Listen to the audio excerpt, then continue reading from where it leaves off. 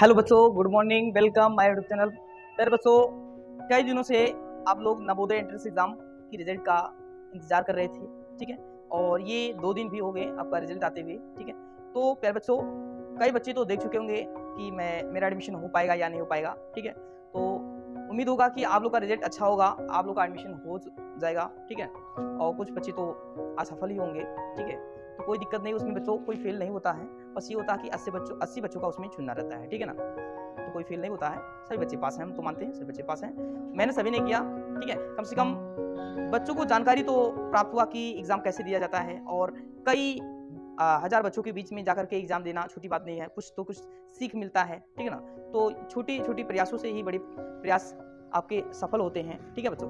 तो आज हम लोग बात करने वाले हैं कि रिजल्ट कैसे चेक किया जाता है, ठीक है। तो इस वीडियो में आप जरूर देखिएगा कि रिजल्ट कैसे चेक किया जाता है। जिस बच्चों का मतलब जो बच्चे अपना रिजल्ट नहीं देख पाए हैं, ठीक है, तो जानकारी नहीं है, तो इस वीडियो के माध्यम से रिजल्ट अपना चेक कर लेंगे, ठीक है।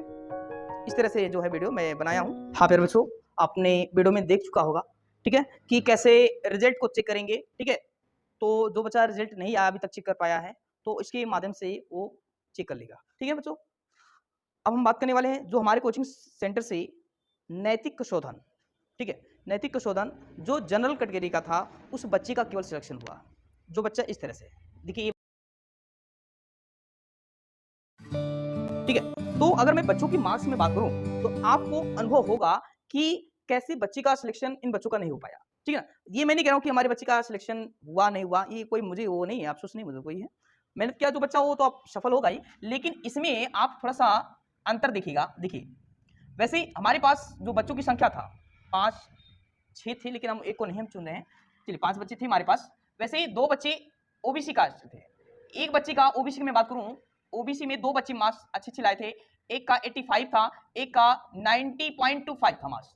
ध्यान से देखिएगा, ओबीसी का 85 और एक का 90.25, ठीक है ना। ये बच्ची का था, ये बच्ची का था, ठीक है ना। अगर मैं जनरल की मैं बात करूं, तो जनरल केवल हमारे पास एक स्टूडेंट था, ठीक है ना, एक स्टूडेंट। उसका था मार्क्स 92.75 या 25, जो भी है मार्क्स मान लेते हैं, है ना। ये भी करीब था इतना 9.25। और अगर मैं एससी और एसटी की मैं बात करूंगा, तो इसमें हमारे पास 2 बच्चे थे। कितने बच्चे थे? 2 बच्चे थे।